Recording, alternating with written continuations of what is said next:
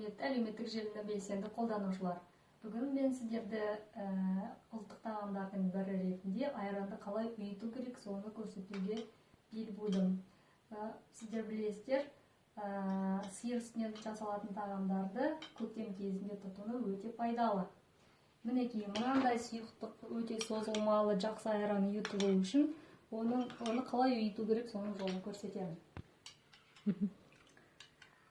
Ол үшін жаңағы кеше ұйытылған айраннан 2-3 қасық айранды кесеге құйып алып, оның үстіне жаңадан балғын сүтті жылытып, оны айранға қосып, әбден бірыңғай сұйықтық болғанша араластырамыз осылай.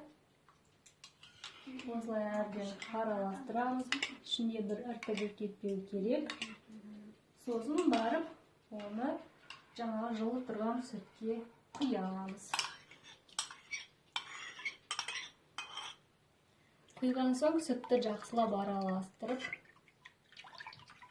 жаңағы ұйытқыны ішіне қосып араластырып, әбден қақпағын жауып, жылытып қоямыз. Ұйыған соң кешке дайын балаларға, өзімізге, отбасымызбен бірге ішеміз.